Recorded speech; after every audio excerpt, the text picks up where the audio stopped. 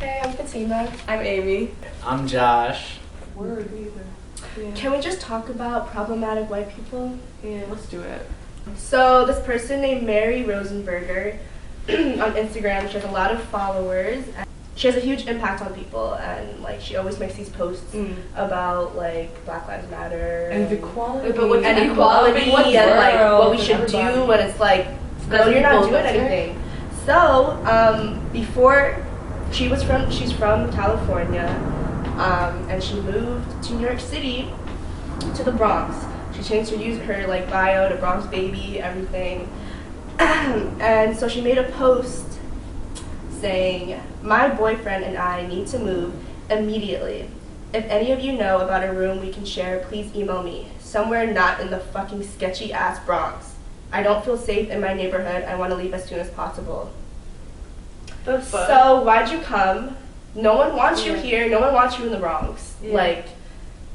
You come into the Bronx thinking that disrespecting. Disrespecting with all these assumptions about it. Yeah, there's so much beauty in Bronx. Like hip hop started in the Bronx. Yeah. Like Bronx, what's sketchy about your neighborhood? And she has You're a huge sketchy. following, and like you're gonna say this about the Bronx. Like so many people see this. Yeah. What are you trying to like teach these your are followers? people's homes. Like Yeah. what the fuck? You're just like, what are your underlying messages? Like, Yeah. it's sketchy. The fuck does that even mean? I hate when people use the word sketchy. Yeah. Like, She feels unsafe because she's white in a black community. Yeah, That's literally, why it's sketchy. It's like white people always have like this like correlation with the word sketchy and black people. Yeah. And it's like just to give out to let out the anti-blackness, but like in different words. What did she think was gonna happen? Like when she went to the Bronx? Like like the Bronx is gonna be the Bronx, and it's not gonna like change for you. And she creates all these posts about like, oh, we need to do this, we need to come together, blah blah blah. And it's like, you literally went to the Bronx where there's mad activist like shit going on, and now it's sketchy. Now it's like not like you don't want to do it anymore. It's not good enough for you. Like you want to move out, and you have the ability to move out because you have that privilege. Like I don't know what she's done, but that post. But she hasn't been activist. Like she's been on an activist platform when she could be advocating for people. Yeah. Like why? Like for the Bronx, she could be advocating for the Bronx, like talking about all the issues. Like people are moving there because they're being displaced from like Chinatown, from Harlem, from because the Bronx isn't the Bronx isn't gentrified yet. Yeah, like all these people are moving up there, but I don't know. Like I don't know her. There's a huge I feel like with white feminism, I feel like she's just like one of the many faces of white feminism. Exactly. Like white people who say like, oh, we need to do this, like I support all of this, but then when it really comes down to actually doing something, when you literally actually move into a low income neighborhood, you decide not to and you How do you think gentrifiers are affecting the neighborhoods? One, like rent is going up. Like last year it went up like $200. And like I'm thankful that I can like afford that, but for other people, like for example, like a low income person who works minimum wage, which is like not at all sustainable to live. But like $200 can mean like life or death with someone, like homelessness for someone, for an entire family. So I know that like that $200 increase like probably pushed a lot of people out. Displaced and what's it called? There's a lot of corporations moving in, like Starbucks already moved in, Whole Foods, there's a whole mall on 125th now. And like 125th was always like a center for blackness. So it just sucks, and it makes me feel really powerless because it's really the corporations. Like there's not a single like it's not white people's fault that this is happening. It's not it's the corporations moving in, making things more expensive. There's a lot that goes into gentrification. There's layers that go into it, and there's a lot of people that are impacted. And like a black person can be a gentrifier. Yeah, I feel like racism is alive and well, but it really comes down to like the class, you know, like it's the rich that is moving the poor out. Yeah. Like you said, not necessarily a gentrifier is a white person, but just a person with Yeah, but I mean, I guess that's where like race and class come in, because people of color tend to be lower class, but people tend to be upper class. And how does that classist approach they have, like taking the lower class out, interconnect with their racism? I guess they would have to feel that it's okay to kick people of color out in order to do it. Like there are poor white people, there are like white people who like have minimum wage and stuff, but they still experience white privilege. They still aren't like dehumanized. No, but where are those white people? Like, why did the white working class vote majority Trump when Trump literally has no, like, he will give the American people no benefit? Even in his... He is not benefiting America at all. Exactly. So why did they vote for him? Why did the majority of white working class people... Wait, is he? I don't know. I read this thing about how he created... No, because you know how he was like, bring American jobs back? But then why does his entire business use only materials that are from overseas? Yeah. Even though the Democrats and the Republicans are like the two polarized little like political ideologies of the exactly, they're still supporting the system that we currently live in. They're supporting status quo.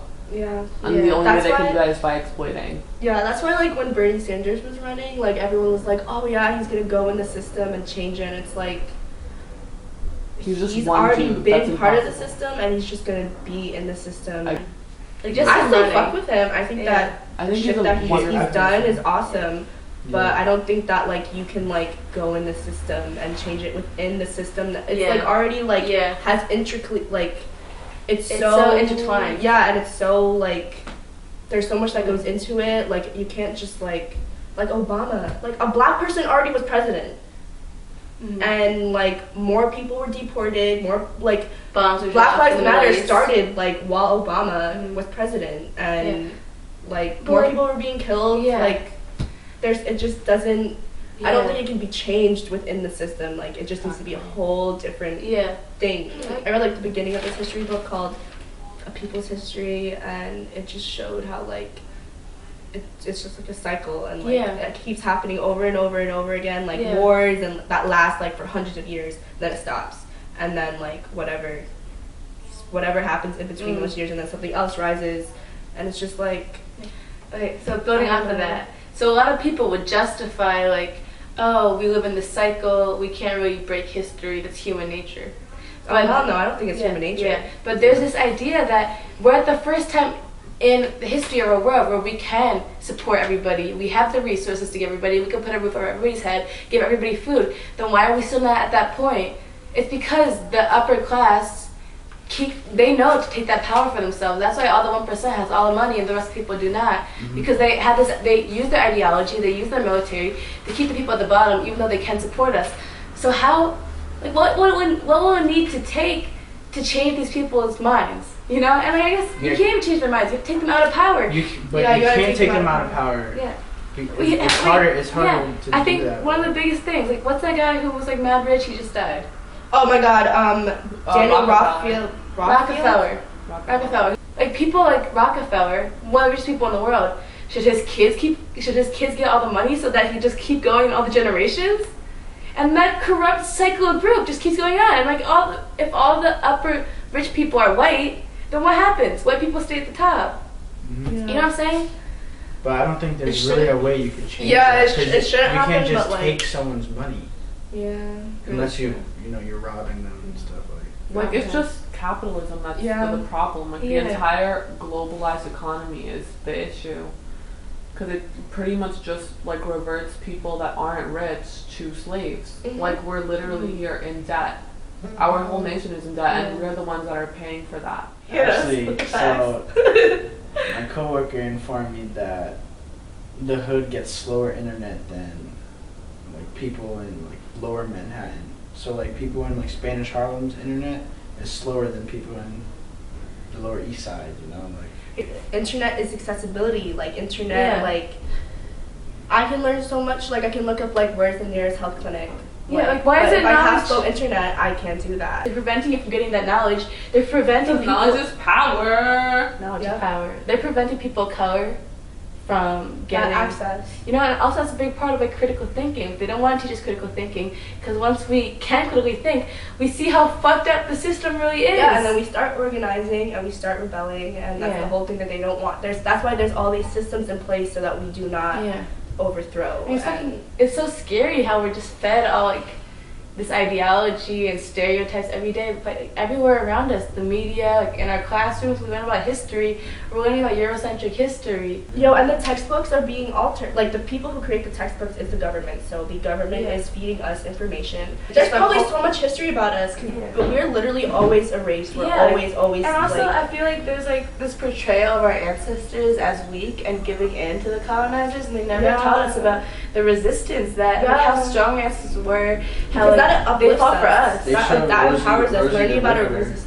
It's just another way that they control us. Like, they minimize our minds. Because I feel like if the school system would focus on like individuals' like passion or like what they really love to do, that they could grow more and be more creative and be more willing to like change the world. All right, y'all, this is the end of our talk. I hope y'all enjoyed listening to us. If you have any like thoughts or comments, leave it down below. Make sure to like the video. Amy, spread it on, share with your friends. Yeah, share. We're trying to share that knowledge, Yeah. Amy will put more information about us, like our Instagrams, our contact info in the bio. Yeah.